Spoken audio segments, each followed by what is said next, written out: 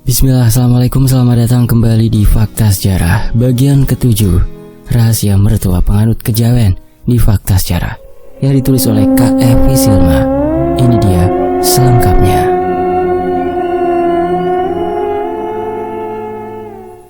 Kat Bedomi, keparat! Suara umpatan Kapten Houston Van de Court dan gebrakan tangan pada meja kerjanya terdengar ke seantero ruangan hingga ke lorong-lorong di markas tentara. Sang sekretaris, gadis Belanda belia, tampak pucat pasi di balik meja kerjanya yang berseberangan dengan meja Kapten Houston. Baru saja lelaki itu mendapat laporan bahwa Joyo Lodaya berhasil meloloskan diri dari sergapan mereka dan bahkan membunuh semua anggota mereka yang ditugaskan untuk menangkapnya. Kapten Houston marah luar biasa.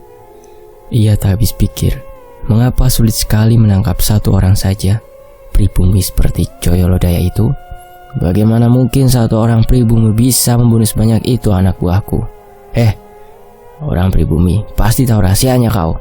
Bentaknya kepada seorang mata-mata pribumi yang duduk dengan menundukkan kepala di hadapannya. Saya tidak tahu, Kapten, tapi saya yang dengar Joyo Lodaya itu punya semacam ilmu kebal. Dia tidak bisa dilukai dengan senjata apapun, baik itu senjata tajam maupun senjata api, Kapten. Apa itu ilmu kebal? Black magic? Tanyanya heran, masih dengan amarah yang belum reda. Iya, Kapten, semacam itu. Mata-mata itu menjawab dengan takut-takut. Ik tak percaya black magic. Pasti ada yang membantunya untuk melawan dan meloloskan diri. Kamu orang, pergi sana, cari informasi lagi di mana dia dan siapa yang sudah membantunya. Jangan kembali sebelum kau mendapatkan informasi yang berguna, usir Kapten Houston. Baik, Kapten. Mata-mata itu mengangguk tanpa berani menatap Kapten Houston, lalu berbalik dan lekas pergi dari tempat itu. Kapten Houston menghempaskan diri pada kursinya, lalu memijat pelipisnya. Ia benar-benar kehabisan akal untuk menangkap pemberontak itu. Sementara itu di sisi lain, jadi sekarang Nyai Ambarsari tinggal di rumah kita, Kakang? Tanya Retno Saraswati tatkala Joyo Lodaya menengoknya di kediaman Demang Arya Kusuma. Joyo Lodaya dapat melihat dengan jelas sebersit kecemburuan dari raut wajah dan nada bicara sang istri.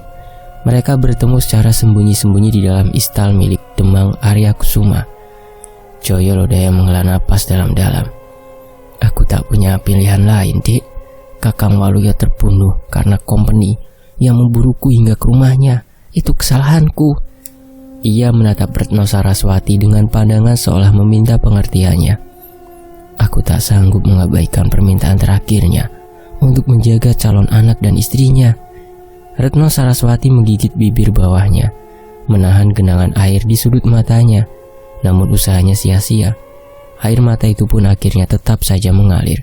Kakang mengungsikanku kemari, tapi malah ada perempuan lain yang tinggal di rumah kita dalam keadaan hamil tua pula. Apa kata orang-orang, Kakang? Suara Retno Saraswati tersendat di tenggorokan. Joyo Lodaya meraih jemari istrinya dan menangkupkannya di depan dahinya. Ia benar-benar merasakan dilema. Tak menyangka hidupnya akan menjadi serumit ini. Sejenak keheningan melingkup mereka. Hanya terdengar ringkikan pelan salah satu kuda, seperti dapat merasakan kegelisahan dua insan manusia itu. Retno? Terdengar suara Demang Arya Kusuma lirih memanggil sang adik. Dalam, Kakang, jawab Retno lirih. Lelaki itu masuk ke dalam istal, lalu menutup kembali pintunya dengan hati-hati. Ia menghampiri sang adik dan iparnya, lalu menyentuh bahu keduanya. Bawa saja Nyai Ambarsari kemari, biar aku yang menjaga mereka berdua, ujarnya pada Joyo Lodaya. Joyo Lodaya tampak menimbang sejenak. Ia hampir melahirkan dalam hitungan hari, Kakang.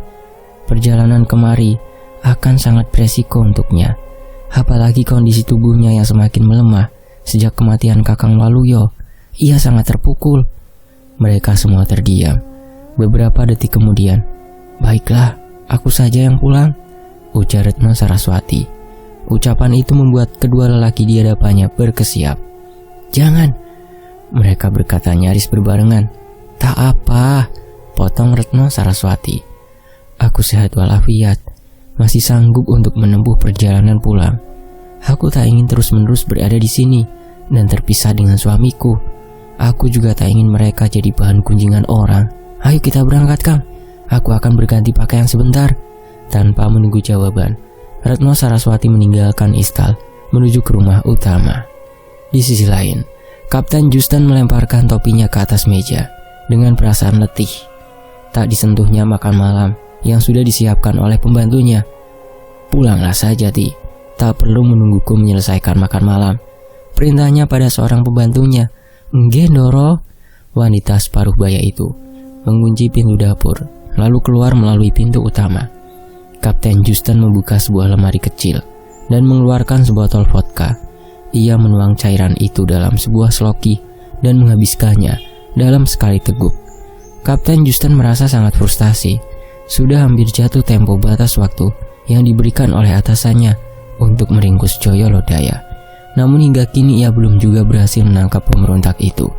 Ia takut hal itu akan mengancam karirnya. Kapten Justin melucuti seragamnya. Pakaian itu bertumbuk begitu saja di lantai kamar mandi. Ia menceburkan diri ke dalam bak mandi. Air hangat yang sudah dituangkan Nyi Harti di bak mandinya terasa sangat nyaman di tubuhnya yang lelah. Selesai menyabuni kulitnya, lelaki itu berendam sembari memejamkan mata. Aku tahu hal apa yang menyebabkan kegelisahanmu. Terdengar suara lembut seorang perempuan di dalam kamar mandi berukuran 2x2 meter itu. Kapten Justin terkejut setengah mati. Sontak ia membuka mata dan duduk tegak dengan posisi waspada. Siapa kau? Bagaimana kau bisa masuk ke dalam rumahku? Bentaknya. Perempuan itu tersenyum tipis. Ia tampak tak terpengaruh oleh bentakan Kapten Justin. Ia sangat cantik. Tubuhnya yang indah berbalut kebaya berwarna merah tua dan berkain jari. Perempuan itu mencabut tusuk konde di sanggul cepolnya, membuat rambutnya yang hitam dan panjang sepunggung terurai. Kapten Justin terpesona. Perlahan perempuan itu membuka satu persatu kancing kebayanya hingga buah dadanya terlihat bulat penuh. Matanya tetap lurus memandangi Kapten Justin. Kini perempuan itu pun melepaskan lilitan jarik di pinggangnya. Ia menyambirkan kain itu di atas sebuah kursi di sudut kamar mandi. Ia bergerak perlahan seolah tak ada hal lain yang menunggu untuk dilakukan. Kapten Justin terus mengawasinya tanpa berkedip. Ia terhipnotis. Jiwa lelakinya pun meronta. Lelaki yang kesepian. Saat perempuan itu memasukkan telapak kakinya ke dalam bak mandi, Kapten Justin pun dengan segera menyergapnya. Di sisi lain, Kapten Justin tak tahu berapa lama ia tertidur.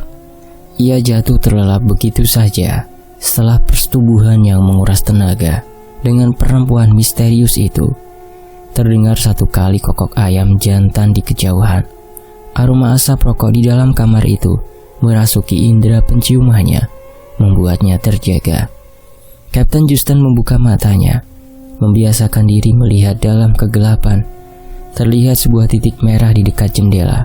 Nyala api dari sebatang rokok yang sedang dihisap oleh perempuan itu. Kapten Justin beringsut, berusaha menyandarkan punggungnya pada sandaran tempat tidur. Perempuan itu tengah berdiri memunggunginya. Ia memandang kebun yang gelap, melewati kaca jendela yang berembun. Dini hari ini terasa begitu dingin menusuk tulang. Namun sepertinya tubuh telanjang perempuan itu tak merasakannya. Siapa kau sebenarnya? Tanya Kapten Justin untuk kedua kalinya. Perempuan misterius itu bergeming. Ia menghembuskan asap rokoknya perlahan. Dalam keadaan normal, Kapten Justin pasti sudah meringkus siapapun yang berani menyelundup ke dalam rumahnya. Namun entah mengapa, Kapten Justin merasa perlu bersikap baik kepada perempuan ini. Nalurinya mengatakan bahwa perempuan yang berdiri di hadapannya sekarang bukanlah perempuan sembarangan. Kapten Justin tetap menunggu jawaban yang tak kunjung ia dengar. Lelaki itu menyingkirkan selimut dan bangkit menuju meja. Ia meraih kotak rokok dan menyalakannya sebatang, lalu duduk di sebuah kursi berukir. Kau tak perlu tahu siapa aku, Tuan. Aku datang untuk menolongmu. Suara merdu perempuan itu mengalun, bagaikan gemerincing lonceng dari surga. Menolongku dari apa, Nyai? Kapten Justin sama sekali tak paham arah pembicaraan perempuan itu. Aku tahu kau akan kehilangan karirmu bila tak sanggup meringkus Joyo Lodaya dengan segera. Kapten Justin terkesiap. Ia benar-benar tak menduga perempuan itu bisa membaca kekhawatirannya dengan begitu jelas. Lalu, apa yang akan bisa kau lakukan untuk menolongku, Nyai? Perempuan itu mematikan rokoknya ke atas sebuah asbak kaca. Ia berbalik ke arah ranjang. Gerakannya begitu gemulai, nyaris tak kentara. Kapten Justin memandangnya tanpa berkedip. Perempuan itu mengenakan pakaiannya sambil berbicara. Beberapa hari lagi, tepatnya di hari Rabu Wage, saat tengah malam, bawalah sendiri pasukanmu ke rumah Joyo Lodaya. Itu adalah hari kelahiran sekaligus pengapesan, hari naasnya. Dia tak akan bisa melindungi sekaligus 2 orang wanita hamil. Jadikan mereka sebagai sanderamu agar Joyo Lodaya menyerah. Perempuan itu berbalik dan menyerahkan sesuatu dalam genggamannya. Lumpuhkanlah dia dengan cara menikamnya tepat di dada. Tapi dia kebal peluru dan senjata tajam, Nyai, serga Kapten Justin. Tidak dengan belati ini. Ini belati milik mendiang suamiku. Aku sudah bertapa sekian lama untuk membuat belati ini agar mampu melukai Joyo Lodaya. Kapten Justin menerima belati pendek bergagang ukiran kayu itu. Jadi, apakah belati ini bisa kugunakan untuk membunuhnya? Perempuan itu menghela nafas. Ia seperti malas untuk menjelaskan secara detail. Lakukan saja apa yang kusuruh. Lalu bawa dia ke perbatasan desa. Aku akan menunggu kalian di sana. Perempuan itu kini sudah berpakaian sempurna, namun ia membiarkan rambutnya tetap tergerai. Nah, sekarang saatnya bagiku untuk pergi. Mau kemana kau, Nyai? Ini masih sekitar pukul 2 malam. Menginaplah saja. Aku akan mengantarmu besok pagi, cegah Kapten Justin. Aku tak membutuhkanmu, Tuan. Ingatlah, kau yang membutuhkanku. Jangan lupa, tepat di hari Rabu Wage. Jangan sampai sebelum atau sesudahnya. Apakah aku bisa mempercayaimu, Nyai? Nanya Kapten Justin ragu. Perempuan itu tertawa mengejek. Apakah kau punya pilihan lain, Tuan? Kapten Justin tercenung. Perempuan itu melangkah menuju pintu kamar. Siapa namamu, Nyai? Kapten Justin bertanya kembali. Perempuan itu berbalik. Wajah cantiknya tersorot samar sinar lampu dari ruang tengah. Seulas senyuman misterius muncul di bibirnya yang ranum. Aku Surtini. Lalu ia berbalik dan melesat menghilang dari pandangan Kapten Justin seiring hawa dingin yang masuk dari pintu depan yang terpentang lebar. Kapten Justin kembali masuk ke dalam kamar. Langkahnya sempoyongan. Rasa sakit yang luar biasa kini menyerang kepalanya. Kapten Justin tak sepenuhnya yakin pada hal yang baru saja dialaminya. Seorang perempuan misterius yang memberikannya kenikmatan sesaat, sebuah petunjuk yang harus ia laksanakan, serta sebilah belati yang kini berada dalam genggamannya. Kapten Justin menyalakan lampu kamarnya saat ia melihat sebuah tusuk konde berwarna keemasan tergeletak di meja kecil sebelah tempat tidur. Barulah Kapten Justin yakin bahwa perempuan itu bukanlah sekedar khayalannya semata. Sementara itu di sisi lain, perasaan Retno Saraswati tak karuan sepanjang perjalanan menuju ke rumah mereka. Ia yang biasanya banyak bicara dengan sang suami, kini menjadi pemurung dan lebih banyak diam. Sekeras apapun ia mencoba menerima keadaan, namun setiap kali ia menyadari bahwa ada perempuan hamil lain yang menggantungkan hidup kepada suaminya, tak urung membuatnya cemburu setengah mati. Nyai Ambarsari akan terlebih dahulu melahirkan. Itu artinya perempuan itulah yang akan lebih dulu mendapat perhatian Joyo Lodaya. Memikirkan hal itu membuat Retno Saraswati mengelus perutnya tanpa sadar. Kamu ndak apa-apa kan, Dik? Mengapa sejak tadi kau diam saja? Joyo Lodaya meremas jemari sang istri. Ia menatap wajah Retno Saraswati yang terlihat begitu tertekan. Sampai berapa lama Mbak Yu Ambarsari akan tinggal bersama kita, Kakang? Tanya Retno Saraswati lirih. Sampai keadaannya aman, Dek.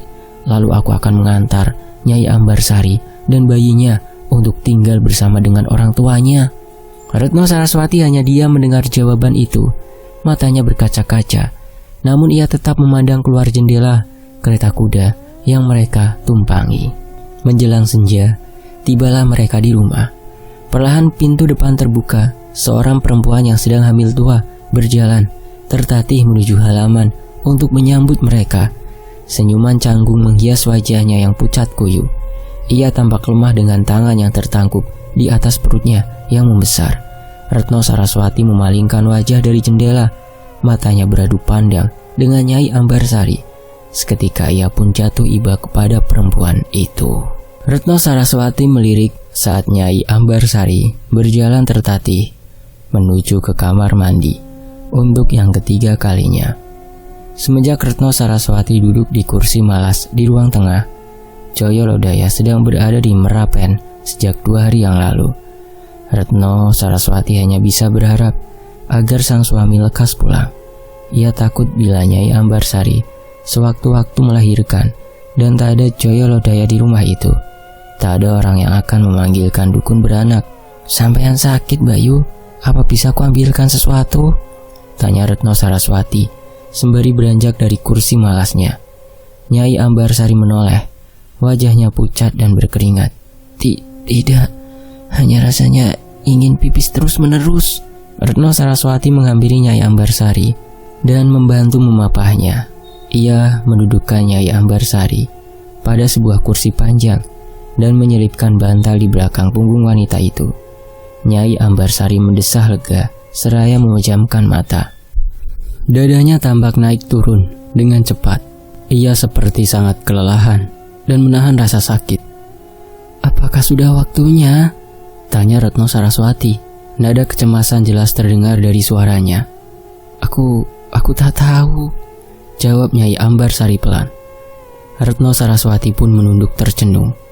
Mereka sama-sama menjalani kehamilan yang pertama.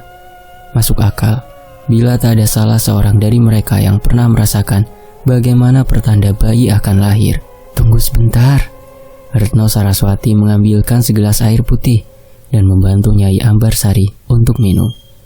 "Ayo, aku bantu sampean berbaring saja di kamar, Bayu. Istirahat, sudah mulai larut malam. Sejak hamil tua aku sudah tak bisa tidur nyenyak dan selalu ke kamar mandi. Biar saja aku duduk di sini. Aku lelah bila harus bolak-balik ke kamar," tolaknya halus. Retno Saraswati menghela napas. Ia sudah mulai mengantuk dan lelah. Ia hanya ingin berbaring di ranjangnya. "Baiklah kalau begitu, aku tidur dulu ya," pamitnya. Nyai Ambarsari memaksakan senyum, meski lebih menyerupai seringai kesakitan. Ia menganggukkan kepala. Tangannya mengelus-elus perut buncitnya. Retno Saraswati meniup lampu minyak besar di ruang tamu dan ruang tengah, lalu mengganti lampu minyak di ruang tengah dengan sebuah lampu teplok kecil. Setelah meletakkan lampu teplok itu di atas meja di hadapan Nyai Ambarsari, Retno Saraswati pun masuk ke dalam kamarnya dan menutup pintunya. Tak butuh waktu lama bagi Retno Saraswati untuk terlelap ke alam mimpi. Entah berapa lama ia tertidur, Retno Saraswati terbangun kembali saat telinganya menangkap suara tangisan lirih dari arah kamar depan, kamar yang ditempati oleh Nyai Ambarsari. Ia beringsut, mencoba untuk duduk. Hatinya terasa teriris, membayangkan bila ia berada dalam situasi seperti yang sekarang dialami oleh Nyai Ambarsari, akan melahirkan tanpa kehadiran suami yang meninggal karena terbunuh.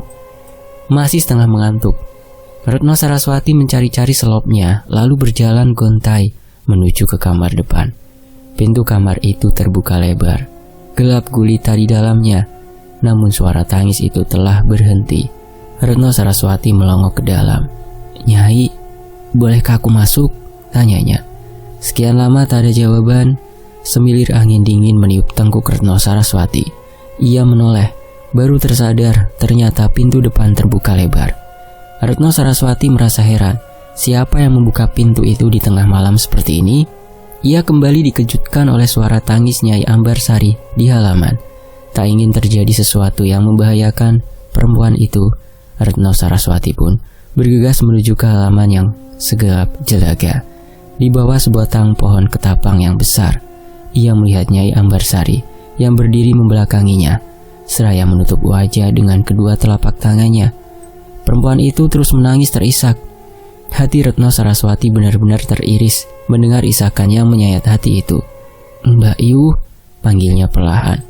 Retno Saraswati melangkah mendekat, namun Nyai Ambarsari justru berjalan menjauh. Perempuan itu pergi menyusuri jalanan gelap. Tak ingin terjadi sesuatu, Retno Saraswati bergegas mempercepat langkah untuk menyusulnya. Mbak Yu mau kemana? Ayo kembali Mbak Yu, ini sudah tengah malam," teriaknya. Nyai Ambarsari mengabaikan seruan itu. Perempuan itu terus saja berjalan menjauh sambil menangis. Langkahnya menuju ke hutan. Retno Saraswati berusaha mengejarnya, namun anehnya, Nyai Ambarsari yang nampak berjalan lambat dan kepayahan karena perutnya yang besar, kini semakin menjauh. Jarak di antara mereka pun semakin melebar, meski Retno Saraswati sudah berusaha sekuat tenaga untuk berjalan secepat mungkin. Tiba-tiba saja Nyai Ambarsari menghilang dari pandangannya. Retno Saraswati mulai merasa panik dan ketakutan. "Mbak Yu, sampean di mana Mbak Yu? Ayo kita pulang, aku takut," teriak perempuan muda itu berkali-kali. Malam hening mencekam. Ia bisa mendengar detak jantungnya yang berdegup sangat kencang. Tak ada jawaban dari Nyai Ambarsari. Retno Saraswati mulai berpikir untuk kembali ke kampung dan mengetuk pintu salah satu tetangga untuk meminta bantuan. Namun ia takut terjadi sesuatu selama Nyai Ambarsari jauh darinya. Saat masih menimbang-nimbang, tiba-tiba terdengar kembali tangisan Nyai Ambarsari. Retno Saraswati segera berjalan ke arah kanan menuju sumber suara itu berasal. Suara itu berhenti di bawah sebatang pohon besar. Namun Retno Saraswati tak melihat sosok Nyai Ambarsari di sana. Ia berdiri kebingungan. Dengan bantuan sinar rembulan yang pucat, Retno Saraswati memandang ke sekeliling pohon itu. Suasana lengang, hanya terdengar suara burung hantu dan kepak sayap kelelawar di atas kepala Retno Saraswati. Perempuan itu ketakutan. Tak mungkin Nyai Ambarsari bisa menghilang begitu saja. Saat berada di tengah kebingungan, tiba-tiba terdengar sebuah suara menyapa. "Sedang mencariku, Nyai?" Retno Saraswati menengadahkan kepalanya. Di sebuah dahan pohon besar, ia melihat seorang wanita dalam posisi tubuh tergantung dengan kepala berada di bawah hingga wajahnya tertutup oleh rambut yang menjela hingga menyentuh tanah. Perempuan itu telanjang bulat, telapak kakinya menekuk mengait pada dahan pohon. Lengannya terjuntai lurus ke bawah. Siapa kamu? Mana Nyai Ambarsari?" tanya Retno Saraswati gugup. Spontan ia melangkah mundur. Secara naluriah ia menangkupkan kedua tangannya di atas perut untuk melindungi kandungannya. "Aku Surtini." Sosok wanita itu tertawa cekikikan. Suaranya melengking-lengking ke seluruh area hutan, membuat para kelelawar berhamburan. Tiba-tiba saja kepala perempuan itu mendongak. Kini terlihat jelas bola matanya yang berwarna putih dengan mulut yang menyeringai. Gigi-giginya yang runcing terlihat jelas ditimpa sinar rembulan. Retno Saraswati luar biasa ketakutan. Ia berbalik dan mulai berlari. Ia mulai menangis terisak membayangkan makhluk itu akan mencelakainya, sang bayi dalam kandungannya. Retno Saraswati berlari dan terus berlari tak tentu arah dalam kegelapan. Tolong! Ia berteriak histeris. Tawa melengking Surtini terdengar di mana-mana di seantero hutan, seolah sosok perempuan itu tepat berada di belakang telinga Retno Saraswati. Perempuan itu semakin histeris saat mengetahui dirinya tersesat dan tak tahu arah kembali menuju ke kampung. Retno Saraswati pun berhenti dan memandang ke segala arah. Ia sangat putus asa. Tiba-tiba suara cekikikan Surtini hilang lenyap. Namun, Retno Saraswati menjerit keras saat ada sosok hitam berlari ke arahnya. Tenang dek, tenang. Ini aku." Joyo Lodaya memegangi kedua tangan sang istri yang memukul-mukul sambil menjerit histeris. Ia berusaha merangkul tubuh Retno Saraswati untuk menenangkannya. Sang istri yang kemudian tersadar langsung merasa lega dan lunglai. Joyo Lodaya memapah Retno Saraswati menuju tempat ia menambatkan kuda. Ia menaikkan tubuh sang istri ke atas kuda, lalu segera memacu kuda itu menuju ke rumah. Di ambang pintu, Nyai Ambarsari menyambut mereka dengan tatapan cemas. "Sampean kemana saja, Dek? Syukurlah Kakang Joyo menemukanmu." Retno Saraswati yang berada dalam gendongan sang suami menatap lemah pada Nyai Ambarsari. "Jangan tinggalkan rumah seperti tadi, Mbak Yu." "Hah? Meninggalkan rumah? Siapa yang meninggalkan rumah, Dek? Bukankah sampean yang membuka pintu depan dan pergi? Aku dari tadi hanya bolak-balik dari kamar ke kamar mandi, Dek," jawab Nyai Ambarsari. Mereka bertiga tampak kebingungan dan saling berpandangan. Tanpa berkata apa-apa, Joyo Lodaya membawa masuk sang istri ke dalam kamar mereka. "Aku akan memasukkan kudaku ke istal sebentar, Mbak Yu. Bisakah kau temani istriku sebentar?" tanya Joyo Lodaya kepada Nyai Ambarsari yang masih berdiri cemas di ambang pintu kamar. Perempuan itu mengangguk cepat-cepat dan segera duduk di kursi sebelah ranjang Retno Saraswati. "Apa yang barusan terjadi, Dek?" tanya Nyai Ambarsari. Jemarinya menggenggam telapak tangan Retno Saraswati yang terasa sedingin es. Perempuan itu menatap mata, seolah takut melihat apa yang ada di sekitarnya. Ia pun diam tak menjawab. "Biarkan dia istirahat dulu, Mbak Yu. Nanti siang saja kita bahas masalah ini," saran Joyo Lodaya yang baru kembali dari istal. Nyai Ambarsari mengangguk. Ia keluar dari kamar dan menutup pintu di belakangnya. Setelah memaksakan diri untuk makan, akhirnya Retno Saraswati pun mulai berani bercerita. Joyo Lodaya dan Nyai Ambarsari yang duduk di sekitar tempat tidurnya tampak menyimak dengan raut wajah cemas. "Aku seperti pernah mendengar nama Surtini sebelumnya. Entah di mana," gumam Nyai Ambarsari. "Istri dari Mendiang Suciwo, teman seperjuanganku, dan Kang Waluyo. Tapi itu tak mungkin. Surtini sudah meninggal, terbunuh bersama orang tuanya saat kompeni menyerang kampung mereka," selat Joyo Lodaya. "Mungkin Surtini yang lain. Tapi untuk apa perempuan itu melakukan hal seperti itu pada Dek Retno?" Mulut Joyo Lodaya terkatup rapat. Retno Saraswati pun tak menjawab. Mereka semua kebingungan. "Itu bukan ulah manusia, Mbak Yu," gumam Joyo Lodaya. Nyai Ambarsari bergidik. "Jangan pergi lagi, Kakang. Setidaknya sampai Mbak Yu Ambarsari dan aku melahirkan, kami takut." Retno Saraswati memohon.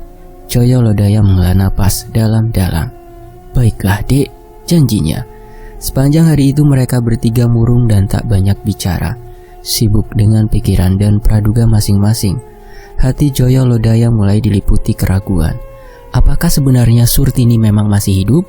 Mengingat ia tak pernah melihat langsung mayat perempuan itu dan di mana ia dikuburkan. Lalu mengapa ia mengganggu Retno Saraswati? Apakah karena ingin menuntut balas atas perlakuan Joyo Lodaya padanya? Apakah hal ini ada sangkut pautnya dengan kematian Sabto dan Hadi tempo hari? Kepala Joyo Lodaya serasa hendak pecah karena terlalu berpikir keras. Malam itu, Nyai Ambarsari sedang berada di dalam kamarnya. Joyo Lodaya dan Retno Saraswati pun sedang berada di dalam kamar mereka. Joyo Lodaya memijat kaki sang istri. "Sebaiknya kita segera berbelanja kebutuhan bayi kita, Kakang. Karena bila kandunganku sudah terlalu tua nanti, aku akan terlalu lelah berbelanja berkeliling pasar," ujar Retno Saraswati. "Baiklah, Dek, kapanpun kau mau." Mbak Yu Ambarsari bilang bahwa di rumahnya, ia dan mendiang suaminya sudah menyiapkan semua kebutuhan calon bayi mereka, Kang. Sayang sekali ia tak bisa memakainya. Joyo Lodaya mengangguk. "Aku hanya berpikir akan keselamatan Nyai Ambarsari dan bayinya, Dek. Itu sebabnya aku langsung membawanya secepat mungkin, meninggalkan rumah itu tanpa sempat membawa apapun. Besok atau lusa, kita sekalian berbelanja untuk kebutuhan bayi Nyai Ambarsari." Retno Saraswati mengangguk. Matanya sudah setengah terpejam. Ia merasa lelah luar biasa. Baru saja Joyo Lodaya hendak mematikan lampu minyak, tiba-tiba terdengar suara riuh derap kaki kuda dan teriakan bersaut-sahutan. Joyo Lodaya segera bersikap waspada. Retno Saraswati seketika membuka matanya lebar-lebar dengan tatapan kebingungan. "Apa itu, Kakang?" tanyanya. Joyo Lodaya memberi isyarat kepada sang istri untuk diam. Ia memadamkan lampu. "Apapun yang terjadi, jangan keluar dari kamar. Kunci pintunya dan jangan bukakan untuk siapapun, pesannya. Retno Saraswati mengangguk. Ia segera bangkit untuk mengunci pintu. Hati-hati Kakang, bisiknya sebelum Joyo Lodaya menyelinap keluar. Joyo Lodaya menuju ke kamar Nyai Ambarsari untuk memperingatkannya agar mengunci pintu kamarnya. Namun ternyata kamar perempuan itu terbuka. Nyai Ambarsari sedang berada di kamar mandi. Ia ingin menyusulnya, namun suara dobrakan pintu depan membuatnya mengurungkan niat. Joyo Lodaya hanya berharap agar Nyai Ambarsari bersembunyi di sana saja. "Keluar kau Joyo Lodaya, berdebah pemberontak, keluar!" teriakan keras salah satu dari tentara company yang menyerbu rumahnya. Joyo Lodaya hafal betul pemilik suara itu. Dialah Kapten Justin. Brak-brak. Mereka berusaha mendobrak pintu depan sekuat tenaga hingga pintu itu jebol. Joyo Lodaya kebingungan. Ia ingin melawan mereka, namun jumlah mereka terlalu banyak. Joyo Lodaya mengkhawatirkan keselamatan sang istri dan Nyai Ambarsari beserta calon bayi mereka bila ia melawan para company itu. "Mau apa kalian?" teriak Joyo Lodaya lantang di tengah ruang tamu. Pasukan tentara itu menerangi wajahnya dengan lampu senter. Joyo Lodaya menggerenyit silau. Ia mengulurkan lengan untuk menghalangi matanya. "Kau, ikut dengan kami, cepat!" Kapten Justin berteriak seraya menodongkan senapanya. Joyo Lodaya tak punya pilihan lain. Ia mengulurkan kedua lengannya agar mereka bisa mengikat tangannya. Ia akan berpura-pura menyerah dan ikut dengan mereka sejauh mungkin agar para tentara company itu segera meninggalkan rumahnya tanpa melukai Retno Saraswati dan Nyai Ambarsari. "Dengan siapa kau di rumah ini? Mana istrimu?" bentak Kapten Justin. Dalam keadaan tangannya terikat di balik punggung, Joyo Lodaya menutup mulutnya rapat-rapat. Di dalam hati ia berdoa agar mereka tak menggeledah rumah itu. Nyai Ambarsari yang baru saja kembali dari kamar mandi ingin kembali ke kamarnya saat Kapten Justin menuju ke belakang untuk memeriksa rumah itu. Mereka bersirobok di ruang tengah. "Oh, kau istri Joyo Lodaya?" Setengah bingung dan tanpa pikir panjang, Nyai Ambarsari mengangguk. Ia tak ingin mereka menemukan Retno Saraswati di dalam kamarnya. "Ya, aku istrinya," sahutnya. Seketika Kapten Justin mencabut pistolnya dan mengarahkannya kepada Nyai Ambarsari. Duar! Bersamaan dengan suara letupan, sebutir peluru menembus kulit Nyai Ambarsari dan bersarang di bawah tulang bahunya. "Tidak!" Nyai Ambarsari berteriak. Tangisnya pun tumpah. Di dalam kamarnya, Retno Saraswati yang meringkuk bersembunyi di sudut kamar membekap mulutnya dengan bantal saat mendengar teriakan kesakitan Nyai Ambarsari. "Ayo kita pergi!" teriak Kapten Justin kepada anak buahnya.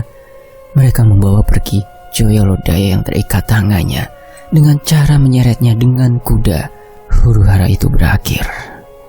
Pasukan itu telah pergi dengan meninggalkan debu yang mengepul di jalan desa. Penduduk pun mulai berani keluar dari rumah mereka dan beramai-ramai menuju rumah Joyo Lodaya saat mendengar Retno Saraswati yang berteriak minta tolong dari halamannya.